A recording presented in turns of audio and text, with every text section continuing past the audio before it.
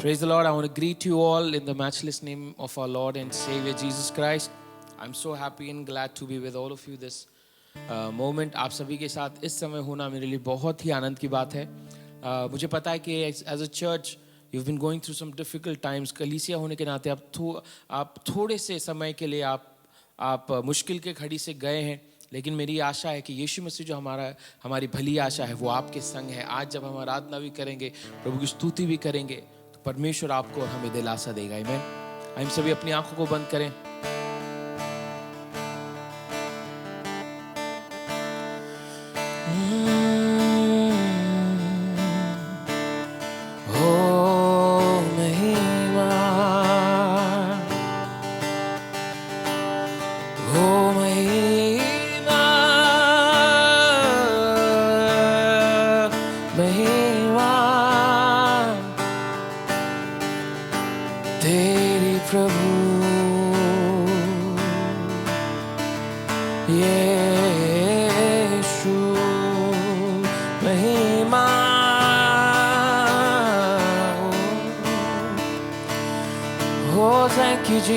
धन्यवाद प्रभु.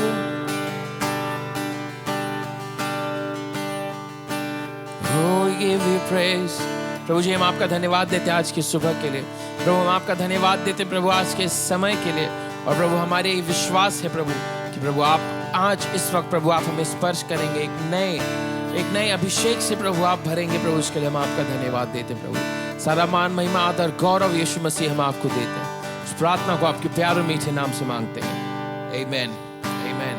Amen. आपको और मुझे परमेश्वर ने शहर में रखा है और ये ज़रूरी है कि मैं और आप इस शहर के लिए प्रार्थना करें. जब मैं और आप इस गीत को गा रहे हैं तो ये भविष्यवाणी होगी जो मैं और आप अपने शहरों पर करेंगे. Amen. अगर आपको ये गीत आता है मेरे साथ मिलकर गाएं.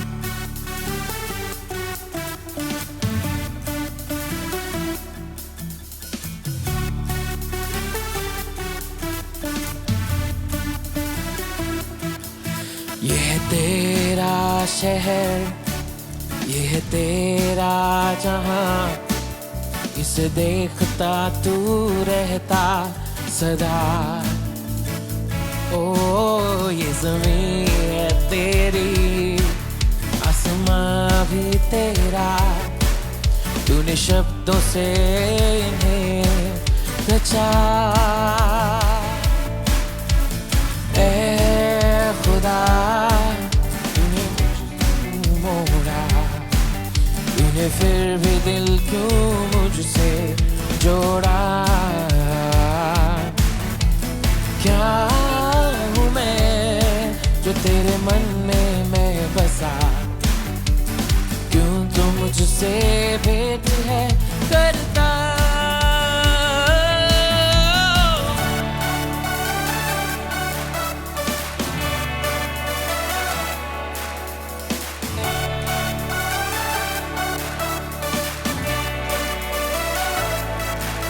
ये घर नहीं मंदिर है तेरा, इसमें रहे तेरी ही महिमा. उठ जाग जाए ज़मीन आसमां, अब आ गया है तेरा प्रकाश. ये है तेरा शहर, ये है तेरा जहां, इसे देखता तू रहता सदा. ओ ये ज़मीन है तेरी, आसमां भी तेरा, तूने शब्दों से इन्हें रचा.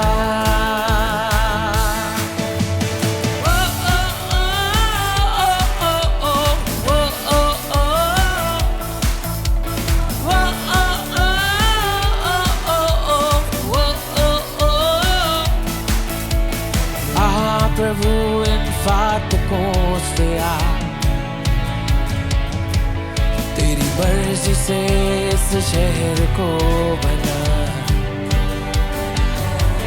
सारी दुष्टता को निकाल फेंक दे.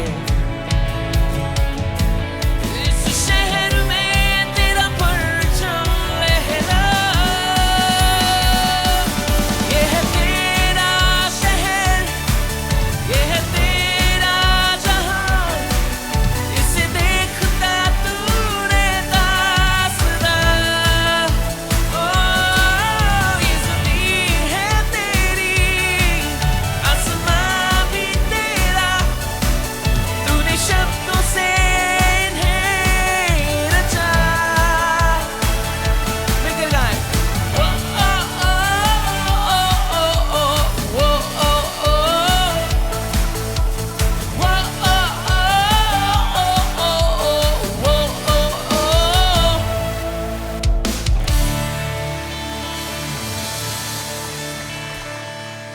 मुझे और आपको परमेश्वर ने रोशनी की तरह अपने शहर में रखा है।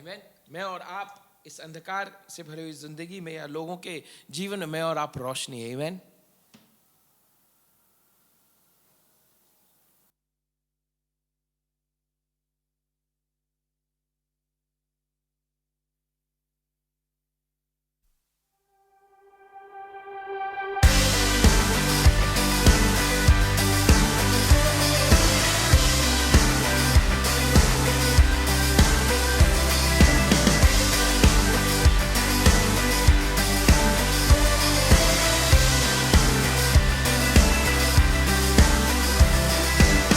Who breaks the power of sin and darkness, whose love is mighty and so much stronger. The King of glory, the King above all kings. Who shakes the whole earth with holy thunder and leaves us breathless in awe and wonder. The King of glory, the King above all kings. Come on, sing with me. This is amazing grace. This is amazing grace. This is unfailing love. That you would take my place, that you would bear my cross.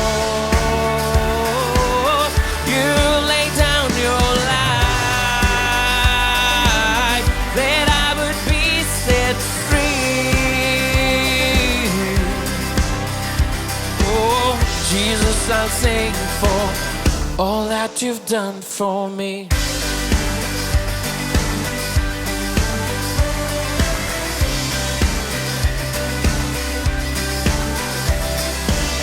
Who brings our chaos back into order? Who makes the orphan a son and daughter? The King of glory, the King of glory.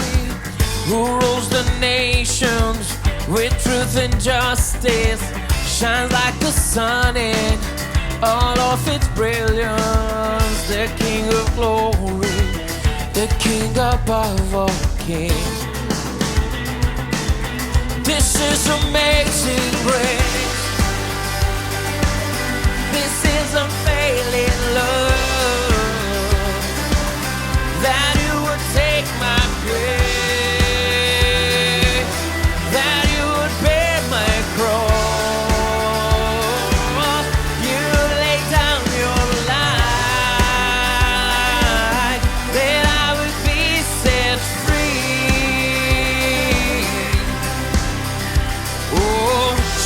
I'll sing for all that you've done for me. Oh, I'll sing, worthy is the Lamb who was slain. Worthy is the King who conquered the grave. Worthy is the Lamb who was slain. Worthy is the King who conquered the grave. Worthy is the Lamb who was slain. Worthy is the King who conquered the grave. Worthy is the Lamb who was slain. Worthy, worthy, worthy. This is amazing grace. This is unfailing love. That you would take my place, cross. You laid down your life that I would be set free. Oh, Jesus, I'll sing for all that you've done for me.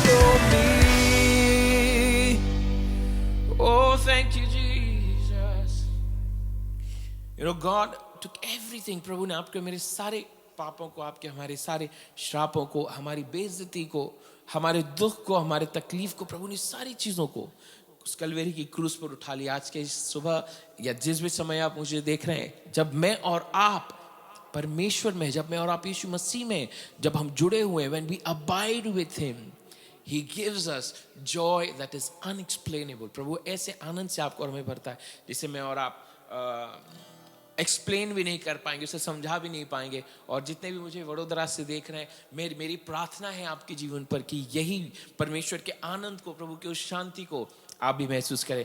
चल पड़े, ये गीत है, मैं चाहूंगा कि आप सभी मिलकर मेरे साथ इस गीत को गाएं।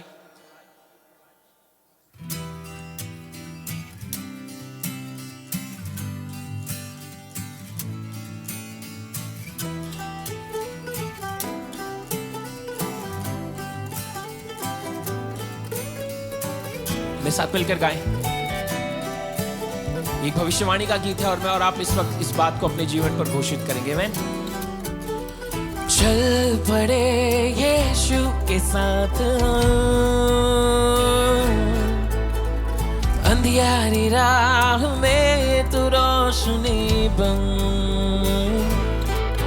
मेरे मार्ग का उजियाला है तेरा वचन, तेरे शब्दों की ज्योति में बढ़ते हैं मेरे कदम। चल पड़े यीशु के साथ, अंधियारी राह में तू रोशनी बन,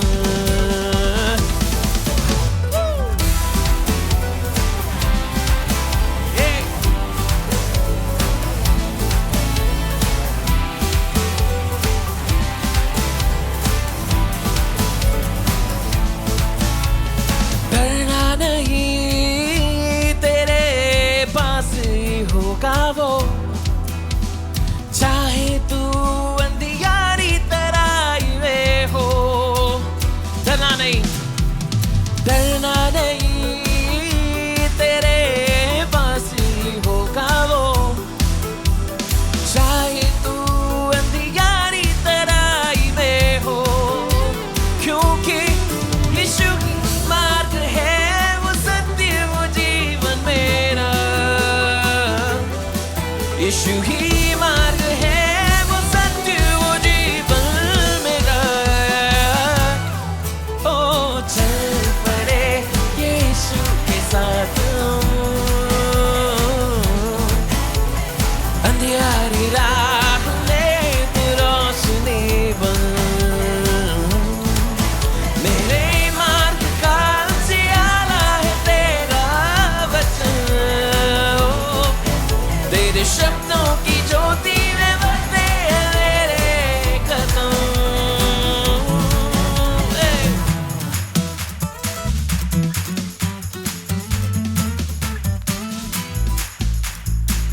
इस बात की भविष्यवाणी करें, इस वक्त आपसे कहते हैं तू हारा नहीं, विजेता से भी बढ़कर है तू। आमीन। तू हारा नहीं, विजेता से भी बढ़ के तू, बुलाया गया चुना हुआ वंश है तू। तू हारा नहीं, तू हारा नहीं, विजेता से भी है बढ़ के तू, बुलाया गया चुना हुआ वंश है तू। यरीहो की दीवारें क्या रोक सकेंगी तुझे, तेरे साए से एक दिन हो जाएंगे मुर्दे खड़े। चल पड़े यीशु के साथ, अंधियारी राह में तू रोशनी बन, ओ चल पड़े यीशु के साथ, अंधियारी राह में तू रोशनी बन, मेरे मार्ग का उजियाला है तेरा वचन, तेरे शब्दों की ज्योति में बढ़ते हैं मेरे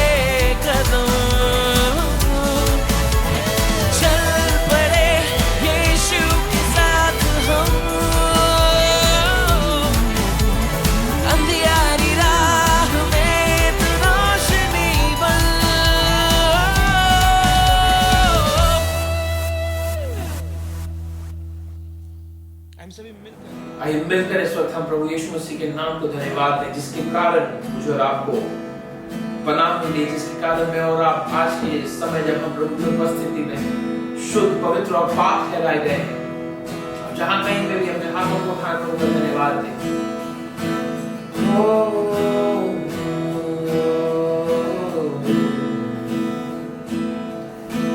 जिस नाम में है जिंदगी, वो नाम है यीशु मसीह। जिस नाम में है बंदगी, वो नाम है यीशु मसीह। यीशु नाम, यीशु नाम, यीशु नाम, यीशु नाम, यीशु नाम, यीशु नाम की जय।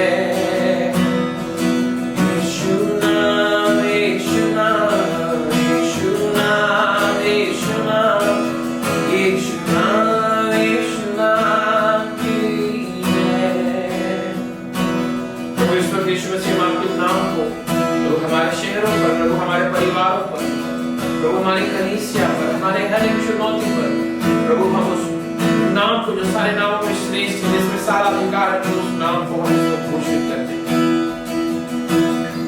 प्रभु हमारी प्रार्थना ये है, प्रभु आपकी मर्जी जैसे आसमान में पूरी होती है, तो उसी तरीके से प्रभु हमारे जीवनों में भी पूरी हो। यीशु जैसे हिरनी, जैसे हिरनी पानी के लिए प्यासा मैं भी हूँ तेरे लिए। जैसे हिरनी पानी के लिए प्यासा मैं भी हूँ तेरे लिए। तुझे ढूंढता हुआ, तुझे चाहता हुआ, मुझे खींच ले, मैं दौड़ूंगा।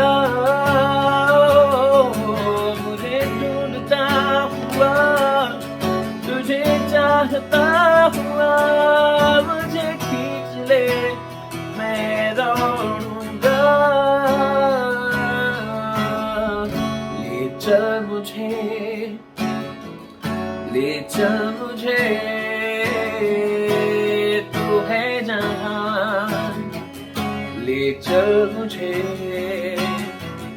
ले चल मुझे, ले चल, ले चल मुझे तेरे सिंहासन के पास। ले चल मुझे, जैसे हिरनी पानी के लिए प्यासा मैं भी हूँ तेरे लिए। ओ जैसे हिरनी पानी के लिए प्यासा मैं भी हूँ तेरे लिए। तुझे ढूंढता हुआ, तुझे चाहता हुआ, मुझे खींच ले, मैं दौड़ूंगा। तुझे ढूंढता हुआ, तुझे चाहता हुआ, मुझे खींच ले, मैं दौड़ूंगा।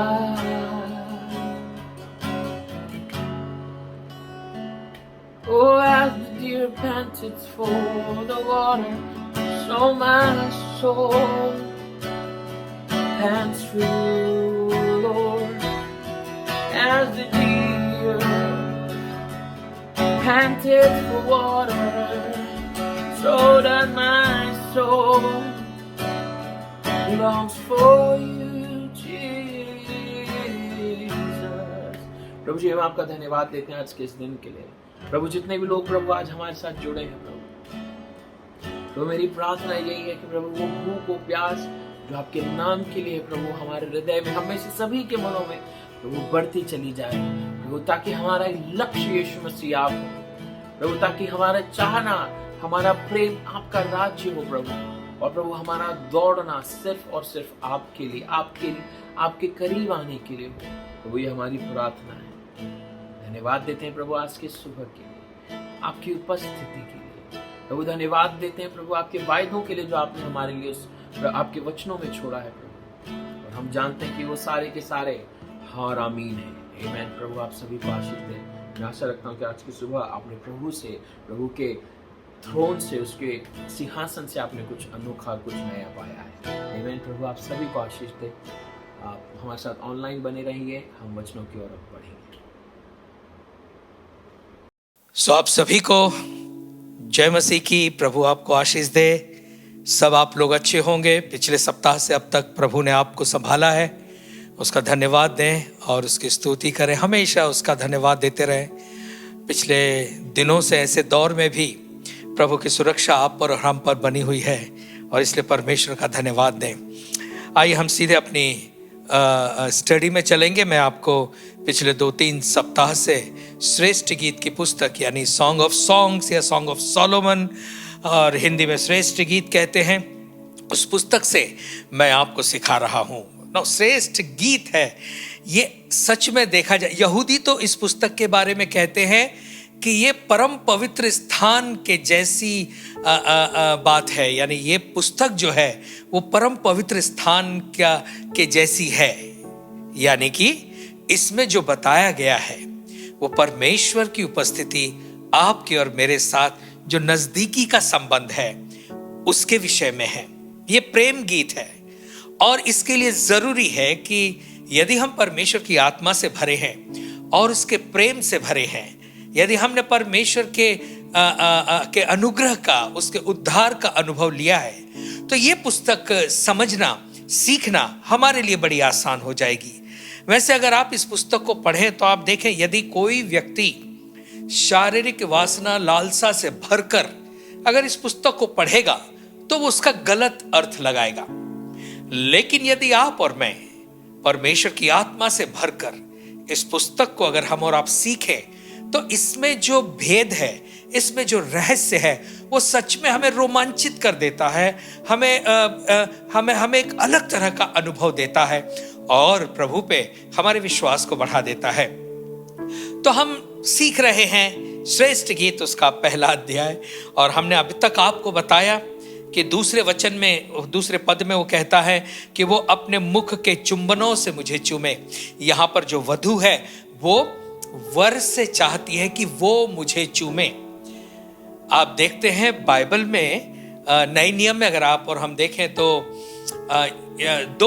दो ऐसे जगहें हैं जहां पर यीशु मसीह को चूमा गया है। पहला वो तब जब यीशु मसीह फरीसी के घर में बैठे थे भोजन करने के लिए, और वहां पर एक पापिन स्त्री थी। वो आती है और उसके पैरों पर इत्र मलती है और अपने बालों से उसके पैर पोंछती है और उसके पैरों का चुंबन लेती है। और दूसरा जो चुंबन है वो हम बाइबल में पाते हैं यहूदा इस्करियोती के द्वारा यीशु मसीह को दिया गया चुंबन। ये दोनों चुंबनों में फर्क है। एक था जो पश्चाताप का था, जो पापिन स्त्री थी उसने अपने आप को पहचान लिया। उस पापिन स्त्री ने उसे पहचान लिया जो उसे पाप की दशा से बाहर निकाल सकता था। यानी पापिन स्त्री ने यीशु मसीह को पहचान लिया और जान लिया कि ये वही है जो मुझे मेरी इस दशा से, यानी पाप की दशा से बाहर निकाल सकता है, और इसीलिए वो आकर प्रभु यीशु मसीह के पैरों को चूमती है। यहूदा इस्करियोती ने क्यों चूमा? उसके चूमने में धोखा था, छल था। यीशु मसीह को वो धोखे से पकड़वाने के लिए उसने यीशु मसीह को चूमा। हम अगर चूमते हैं तो उसमें कोई स्वार्थ है, मतलब है। लेकिन यहां पर इस पुस्तक में वधू कहती है कि वो मुझे चूमे, वो मुझे अपने मुंह के चुंबनों से चूमे ना। वो जब चूमेगा तो उसमें कोई भी छल नहीं है। उसके प्रेम में, परमेश्वर के चुंबन में कोई भी ऐसी छल की बात नहीं है। परमेश्वर का प्रेम तो शुद्ध है, पवित्र है और निर्मल है। तो यहां पर कहते हैं कि वो अपने मुंह के चुंबनों से मुझे चूमे, क्योंकि तेरा प्रेम दाख मधु से भी उत्तम है। यहां पर वधु कहती है कि तेरे प्रेम में जो नशा है वो दाख मधु में भी नहीं। अगर आप देखें तो परमेश्वर का जो प्रेम है उसका नशा और दाख मधु का नशा, इन दोनों में फर्क है। परमेश्वर के जो प्रेम का नशा होता है वो बिल्कुल सुरक्षित है। दाख मधु का नशा असुरक्षित है, बीमार कर सकता है। लेकिन परमेश्वर के प्रेम का नशा बिल्कुल सुरक्षित है। आप कितना भी परमेश्वर के प्रेम को पा सकते हैं, और ज्यादा और ज्यादा और ज्यादा, कोई उससे नुकसान नहीं होगा। फिर परमेश्वर का प्रेम, उसका जो नशा है, परमेश्वर के प्रेम का जो नशा है वो बिल्कुल मुफ्त है। यानी परमेश्वर का प्रेम हमें मुफ्त में मिलता है, उसके लिए हमें कुछ करने की जरूरत नहीं है। परमेश्वर अपना प्रेम हम पर उंडेलता है, बहुतायत से उंडेलता है। इसकी हमें कोई भी कीमत चुकानी नहीं पड़ती। फिर इसके स्वाद में कोई फर्क नहीं पड़ता। परमेश्वर के प्रेम का जो स्वाद है उसमें कोई फर्क नहीं पड़ता। वो आज कल युगान युग एक जैसा परमेश्वर है, और इसलिए उसके नशे में, उसके प्रेम के नशे का जो स्वाद है वो कभी भी नहीं बदलता। वो एक ही स्वाद है। बाइबल कहती है ना, वचन में कहता है, चख कर देखो कि यहोवा कैसा भला है। उसकी भलाई का स्वाद, उसके प्रेम का स्वाद यदि हम चखें तो उसमें कोई फर्क नहीं पड़ता। उसका प्रेम जैसा था वैसा है और वैसा रहेगा। उसका प्रेम कभी नहीं बदलता। उसके प्रेम का जो स्वाद है वो कभी नहीं बदलता। दूसरा, दाखरस में तो मिलावट होती है, लेकिन परमेश्वर के प्रेम में कोई मिलावट नहीं है। वो शुद्ध है, वो पवित्र है, वो परमेश्वर की ओर से है। और फिर ये जो परमेश्वर का प्रेम का नशा है वो हमें कोई नुकसान नहीं देता। दाख मधु का नशा नुकसान देता है, लेकिन परमेश्वर के प्रेम का नशा कभी भी नुकसान नहीं देगा। तो मैं आपको पिछले 2-3 सप्ताह से यही बता रहा हूं कि क्यों ना हम और आप मिलकर परमेश्वर के प्रेम के नशे में और ज्यादा और भी गहराई से और भी ज्यादा उसके नजदीकी में आए, ताकि हम उसके प्रेम का अनुभव हमेशा कर सकें। खैर, यह आज का मेरा विषय नहीं था। हम जल्दी से आगे चलेंगे। इसके बारे में जो थोड़ा सा मुझे बताना था मैंने आपको बताया। अब आगे बढ़ते हैं। मैंने चौथे वचन को भी आपको समझा दिया था। लिखा था, मुझे खींच ले, हम तेरे पीछे दौड़ेंगे। यहां पे वधु उससे कहती, तू मुझे खींच ले, तू मुझे खींच और फिर मैं तेरे पीछे, यानी हम तेरे पीछे दौड़ेंगे। ये जरूरी, इस बात को हम समझे कि अपने आप को परमेश्वर को समर्पित करें। परमेश्वर खींचेगा ना, यानी परमेश्वर जब आप हमें अपने नजदीकी में ले आता है तो उसके वजह से, जिसने परमेश्वर की उपस्थिति का आनंद चखा है, वो परमेश्वर से कभी दूर नहीं जाए, कभी दूर नहीं जा सकता। लिखा है, तू मुझे खींच ले। ये जरूरी है। एक चीज ध्यान दें, आपने परमेश्वर को नहीं चुना है, लेकिन परमेश्वर ने आपको चुना है। परमेश्वर ने आपको खींचा है, परमेश्वर ने आपको चुना है, परमेश्वर ने आपको अंधकार से प्रकाश में लाया है, परमेश्वर ने आपको पाप के दलदल से, पाप के अंधकार से बाहर निकाला है। उसने आपको खींचा है। और इसलिए वधु यहां कहती है, तू मुझे खींच ले तो हम तेरे पीछे दौड़ेंगे। फिर मैंने आपको पिछली बार बताया था कि राजा मुझे अपने महल में लेकर आया है। मैंने आपको Psalm 23 से भी बताया, भजन संहिता 23 से, कि निश्चय भलाई और करुणा जीवन भर मेरे साथ साथ बनी रहेगी और मैं यहोवा के भवन में सदा सर्वदा निवास करूंगा। ओके, हम और आगे चलते हैं।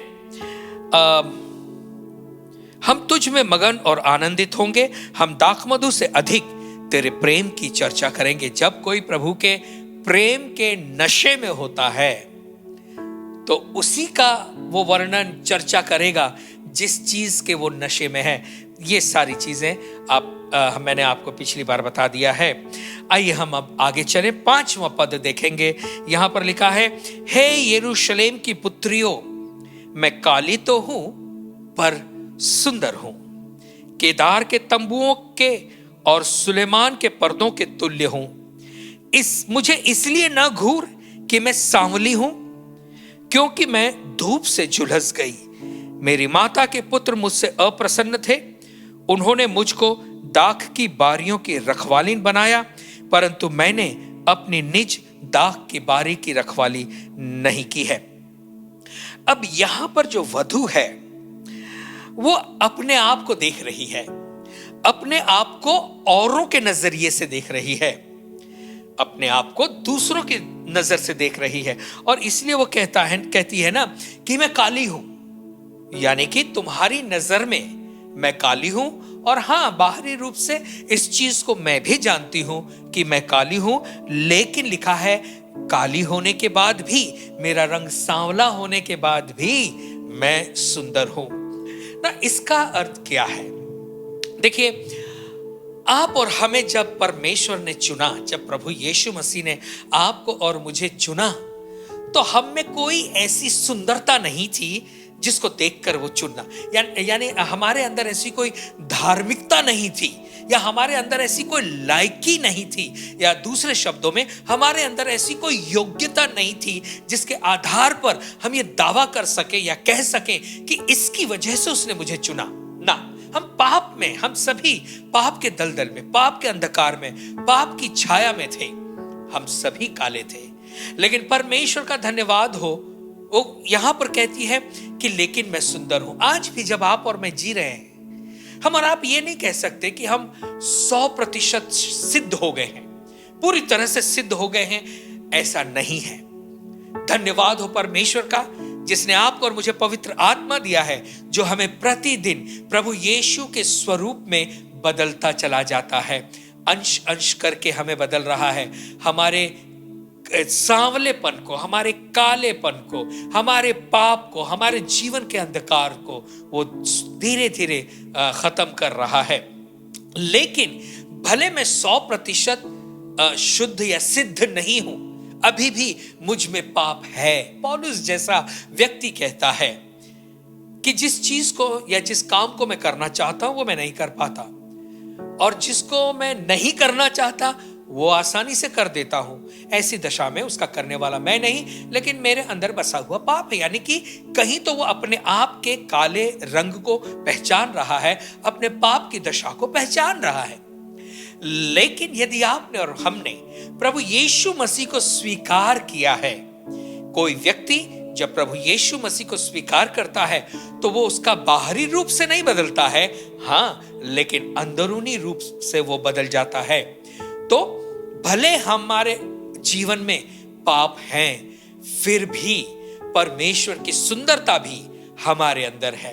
प्रभु यीशु मसीह ने आपको और मुझे सुंदर बनाया है, और आप जानते हैं हमें सुंदर बनाने के लिए वो बदसूरत हुआ, उसने अपने आप को बदसूरत किया ताकि मैं और आप खूबसूरत बन सकें। तो यहां पर जो वधू है वो ये कहती है कि हे यरूशलेम की पुत्रियों, मैं काली तो हूं लेकिन मैं सुंदर हूं। सो परमेश्वर का धन्यवाद दें। इस दुनिया में हम तो रहते हैं, लेकिन फिर भी प्रभु यीशु मसीह की सुंदरता आपको और मुझे मिली है, और इसीलिए उस सुंदरता को बढ़ाते चले जाएं। 6वां वचन मैं पढ़ूंगा। मुझे इसलिए ना घूर कि मैं सांवली हूं, क्योंकि मैं धूप से झुलस गई।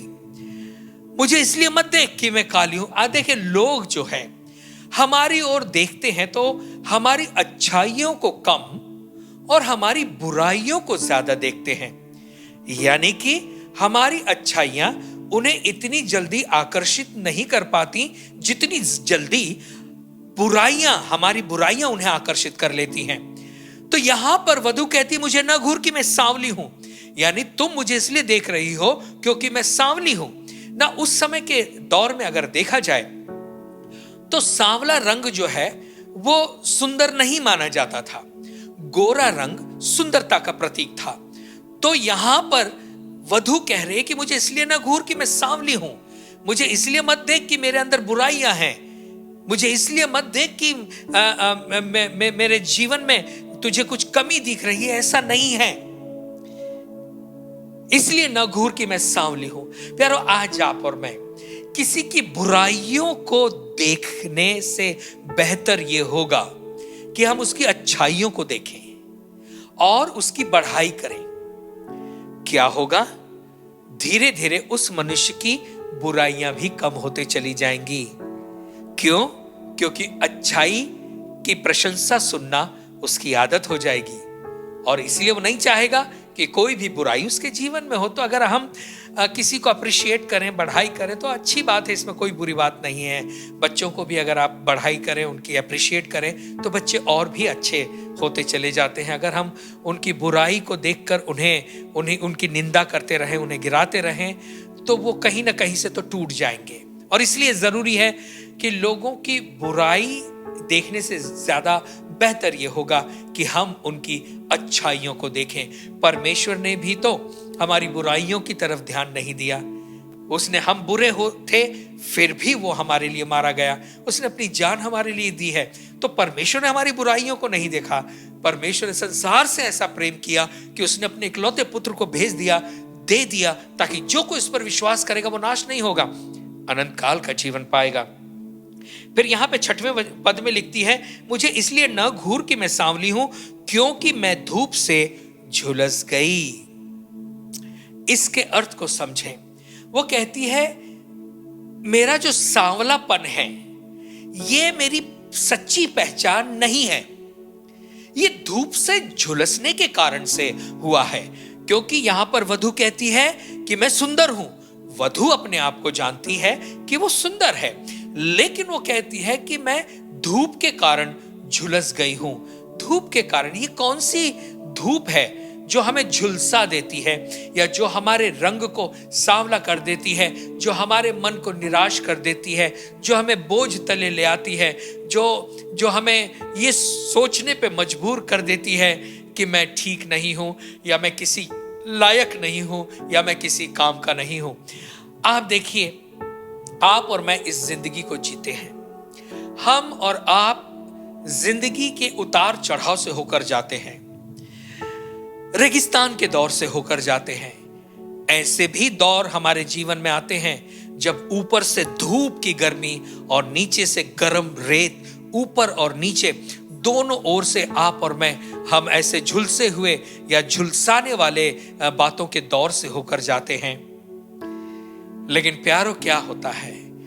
क्यों ऐसा है कि परमेश्वर हमें धूप के दौर से, यानी झुलसाने के दौर से लेकर जाता है? और इसकी वजह क्या है?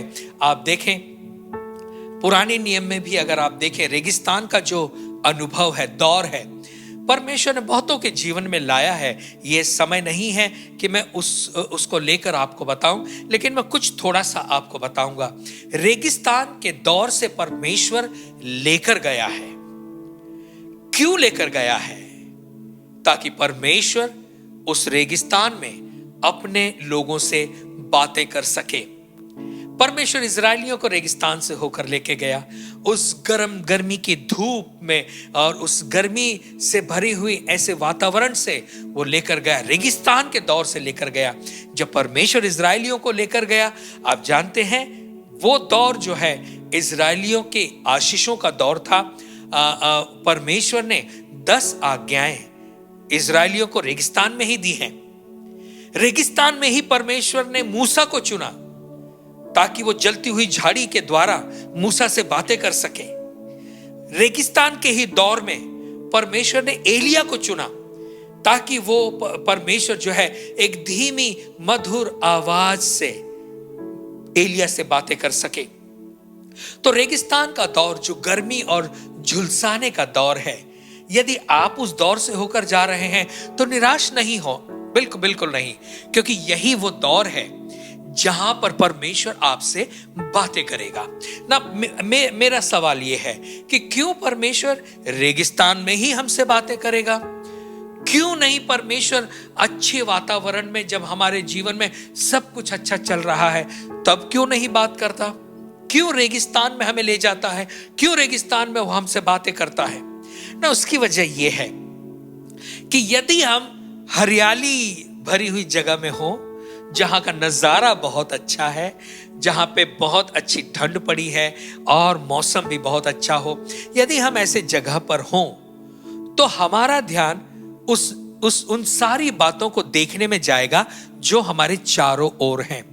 लेकिन रेगिस्तान प्यारो ऐसी जगह होती है जहां पर देखने के लिए कुछ नहीं है, पेड़ पौधे भी नहीं है, सूखी रेत, ऊपर से गर्म जो है वो सूर्य की गर्मी होती है। ऐसी जगह जहां देखने की कोई सुंदरता नहीं है, देखने का कोई आकर्षण नहीं है, और जब कहीं देखने के लिए कोई चीज ही नहीं है, तो ऐसे रेगिस्तान के दौर में हम क्या देखेंगे? जब हम जीवन के रेगिस्तान में होकर जाते हैं ना, और जब हमारे जीवन में और कोई हमें नहीं दिखाई पड़ता है, हमारे जीवन के रेगिस्तान की गर्मी में जब कोई सहारा हमें नजर नहीं आता है, जब जीवन के रेगिस्तान में कोई ठंडा छाया, पेड़ की छाया नजर नहीं आती है, ऐसे दौर में हमारे पास केवल एक ही है, वो है परमेश्वर जिसकी ओर हम ताकते हैं। तो रेगिस्तान में यानी अपने जीवन की कठिनाई में, अपने जीवन के कठिन दौर में, अपने जीवन की परेशानियों में, निराशा में, अकेलेपन में, बीमारी में, जब हम अपने आप को रेगिस्तान में पाते हैं, आप देखेंगे हमारा ध्यान केवल परमेश्वर के ही पास जाता है। और जब हम परमेश्वर की ओर अपना ध्यान लगाते हैं, परमेश्वर हमसे बातें करता है। तो रेगिस्तान का जो दौर होता है उसमें परमेश्वर हमसे बातें करता है। हाँ, रेगिस्तान हमें झुलसा देता है, हमें सांवला बना देता है। कई रेगिस्तान की यादें, यानी कि हमारे जीवन में जो तकलीफ के दौर से हम गए हैं, जो रेगिस्तान के दौर से गए हैं, हाँ, उसकी कुछ यादें जरूर हमारे पास होती हैं। हम उसको जब याद करते हैं हमें दुख होता है, हम अंदर से पीड़ा से भर जाते हैं। क्या करें, वो झुलसापन हमारे पास है, लेकिन फिर भी परमेश्वर का धन्यवाद हो कि वो ऐसे में भी हमसे प्रेम करता है, हमसे बातें करता है। तो यदि आप जीवन के रेगिस्तान से जा रहे हैं, बिल्कुल नहीं घबराइए, क्योंकि वहां पर आपको परमेश्वर की उपस्थिति मिलेगी और परमेश्वर के वचनों को आप और मैं सुन सकते हैं, देख सकते हैं, और परमेश्वर हमसे बातें करेगा। तो वो कहती है कि मुझे इसलिए ना घूर कि मैं सांवली हूं, क्योंकि मैं धूप से झुलस गई। मेरे जीवन की परिस्थितियां, मेरे जीवन के कठिन दौर जो थे, उन्होंने मुझे झुलसा दिया है, उन्होंने मुझे ये रंग दिया है, उन्होंने मेरे जीवन पर ये असर किया है। लेकिन मैं एक चीज जानती हूं कि फिर भी मैं अंदर से सुंदर हूं। परमेश्वर जो है हमारी सुंदरता हमें वापस लौटाता है ना। झुलस क्यों गई हूं, हमारा रंग टैन यानी और गहरा डार्क क्यों होता है? क्योंकि हम धूप में बहुत समय से हैं, और उसको हटाने के लिए यह जरूरी है कि कुछ ऐसी चीज अपनाई जाए जिससे सांवला रंग निकल जाए ना। ब्यूटिशियन होते हैं, वो लोग शरीर का काला रंग यानी सांवला रंग कम करने के लिए तरह तरह के उपाय या उपचार करते हैं। आत्मिक रूप में अगर हम इसको देखें तो परमेश्वर भी हमारे जीवन के काले अनुभवों को, सांवले अनुभवों को परमेश्वर दूर कर सकता है। परमेश्वर उन यादों को भी हमसे दूर कर सकता है। कई बार जिंदगी में कुछ ऐसी घटना हुई होती है जो हमेशा हमारे हृदय को एक दुख देते रहती है, चोट देते रहती है, और हम भुलाना भी चाहते हैं तभी भी नहीं भुला पाते हैं। लेकिन ऐसे में भी परमेश्वर जो है वो हमारी उन पुरानी बुरी यादों को भी, हमारी पुरानी यादों को भी परमेश्वर हटा सकता है ना। जब परमेश्वर हमारे पाप जो लाल अर्गवानी रंग के हैं, अगर उनको भी हटाकर हमें बिल्कुल बर्फ सा सफेद बना सकता है, यानी परमेश्वर में वो सामर्थ है कि वो हमारे जीवन के जो बुरा अतीत है, जो बुरा पास्ट है, यानी जो हमारा बुरा समय जो हमारा बीता है, जिसकी वजह से हम झुलस गए हैं या हमारे मन में वो वेदना, दुख हमेशा रहता है, परमेश्वर उसे भी हटा सकता है। मैं आपको बताऊं ये काम परमेश्वर कैसे कर सकता है। आप देखिए, प्रभु यीशु मसीह ने सबसे पहला जो चमत्कार किया, वो चमत्कार क्या था? एक विवाह समारोह में पानी से दाखरस बनाने का था। और जब प्रभु यीशु मसीह ने वो दाखरस बनाया और जब जाकर वो भोज के प्रधान को चखाया गया, तो भोज के प्रधान ने कहा कि अरे, ये जो दाखरस है ये तो उत्तम दाखरस है, श्रेष्ठ दाखरस है, इसके जैसा दाखरस तो कोई हो नहीं सकता है। थोड़ा ध्यान दें, उत्तम दाखरस होने के लिए या दाखरस को उत्तम होने के लिए समय लगता है। उस समय में लोग अंगूर के रस को निकाला करते थे और उसको मशकों में भर देते थे।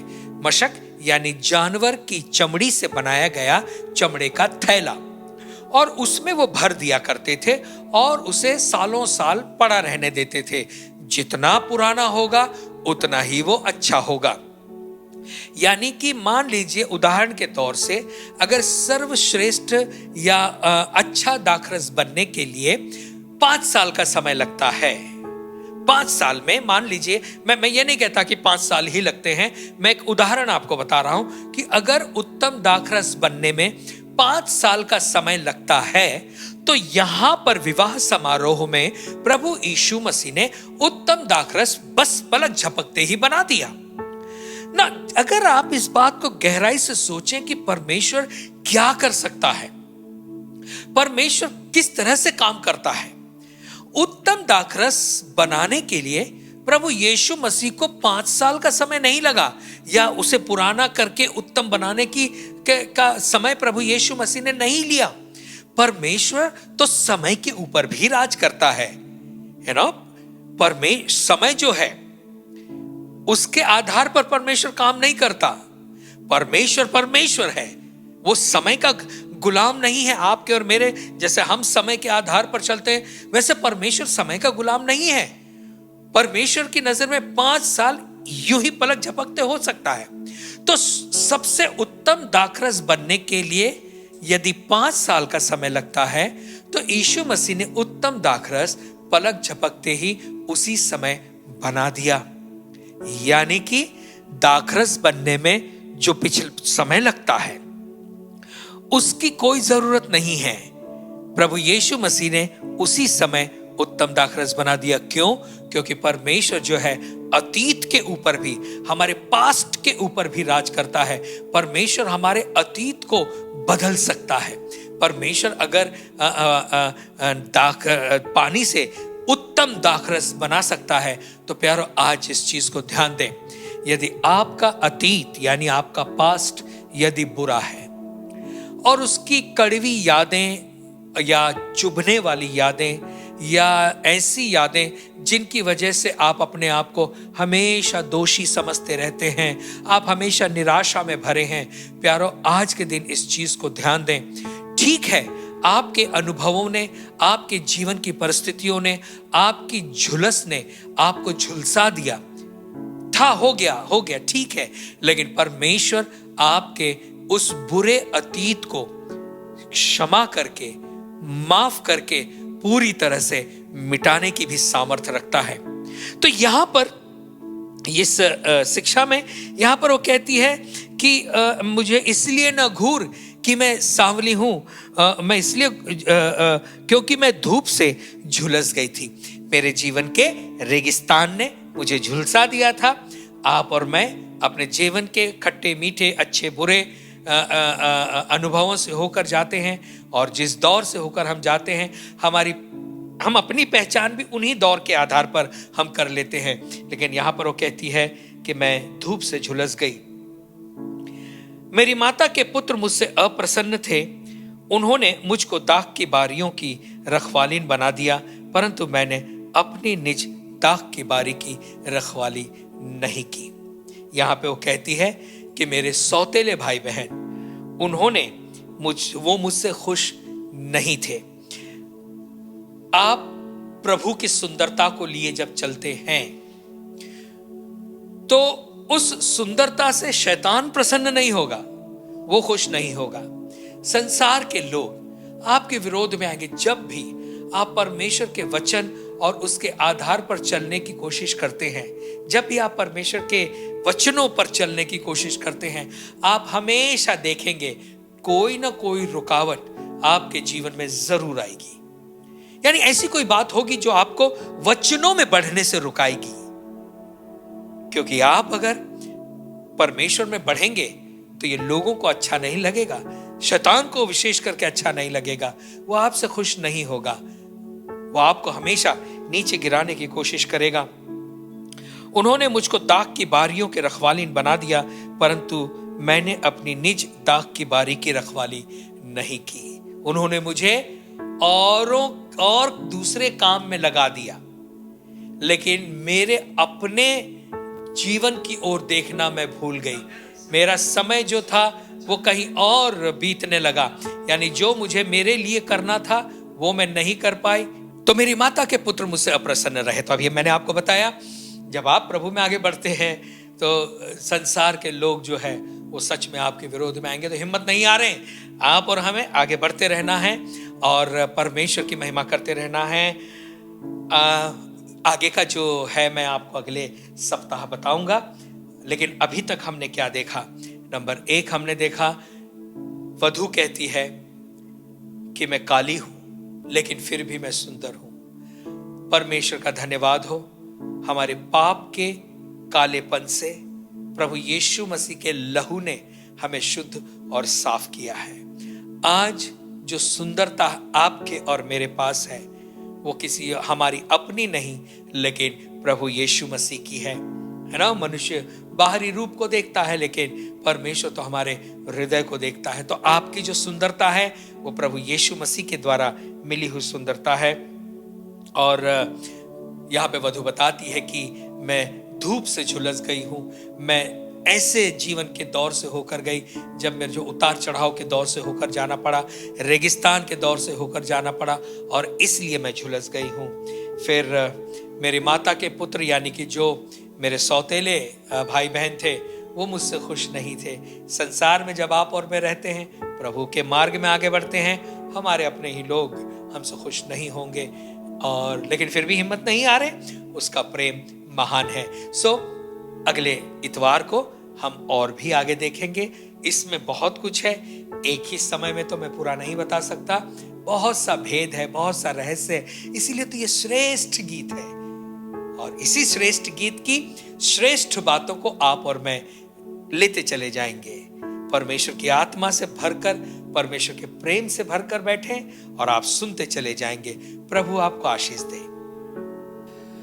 आइए प्यारो, इस समय हम देने के द्वारा प्रभु का आदर करेंगे। अकाल के जैसा दौर है, लेकिन उसमें भी परमेश्वर चाहता है कि हम बहुतायत से बोएं, और परमेश्वर ये मौका हमें दे रहा है कि हम उसे देने के द्वारा उसका आदर करें। हम और आप श्रेष्ठ गीत की पुस्तक को सीख रहे हैं, और उसमें ये बताया गया है कि हमारा सृष्टिकर्ता हमारा प्रेमी है। परमेश्वर पिता हमसे हमारा प्रेमी है, तो हम अपने प्रेमी को देंगे, यानी जिससे हम प्यार करते हैं उसे हम देना चाहते हैं। तो प्यारो, इस समय देने के द्वारा अपने प्रेमी को यह बताएं कि आप उसे कितना प्यार करते हैं। तो आइए उत्तम भेंट अपने प्रभु यीशु मसीह के लिए, उसकी सेवकाई के लिए चढ़ाएंगे। सो परमेश्वर आपको आशीष देगा और 100 गुना परमेश्वर आपको उसका प्रतिफल देगा। तो आइए, ये समय है देने का, देने के द्वारा उसकी आराधना करेंगे। Worthy is the King who conquered the grave. Worthy is the Lamb who was slain. Worthy, worthy, worthy. This is amazing grace. This is unfailing love. That you would take my place. That you would bear my cross.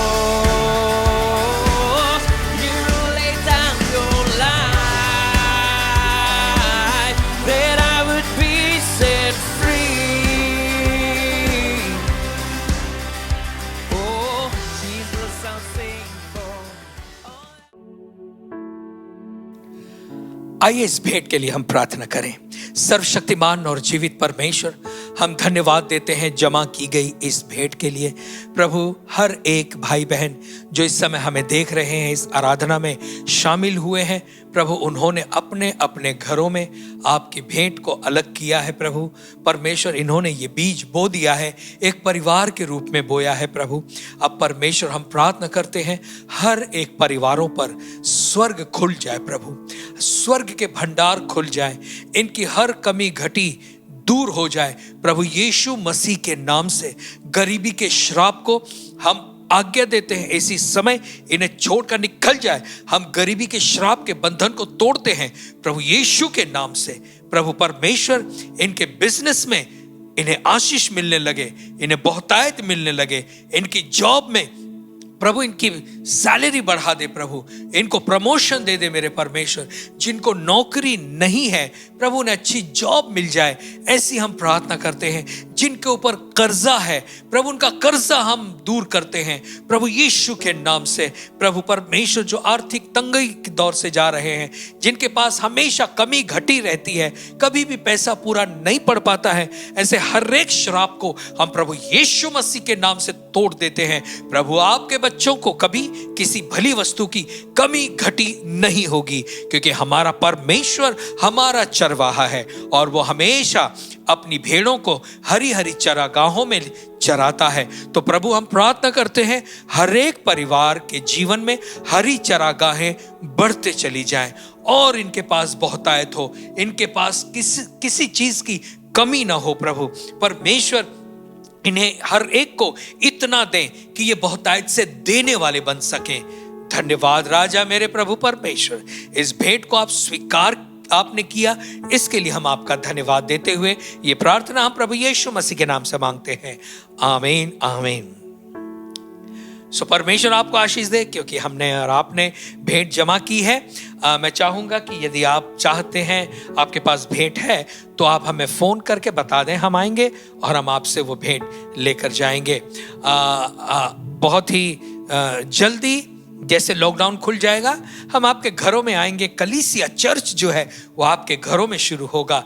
आपके अगल बगल में जो भी रहते हैं विश्वासी भाई बहन, उनको भी हम वहीं बुला लेंगे और आपके घर पर सप्ताह में एक दिन चर्च शुरू होगा।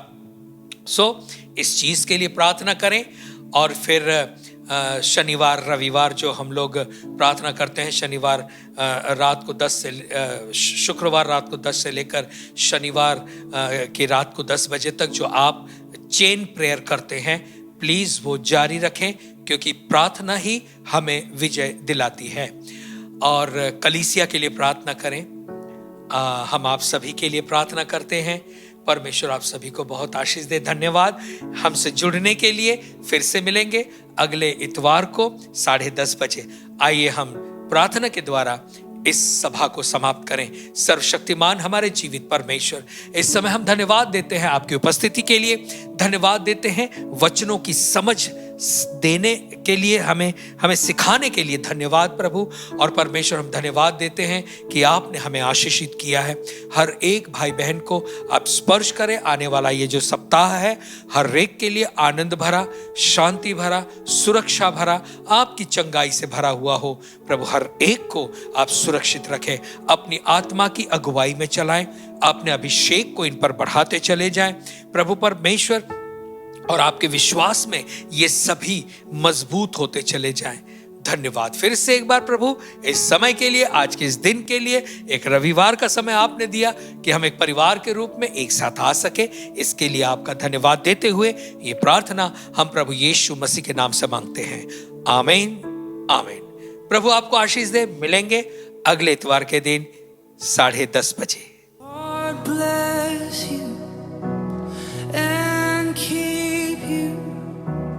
Make his face shine upon you and be gracious to you. The Lord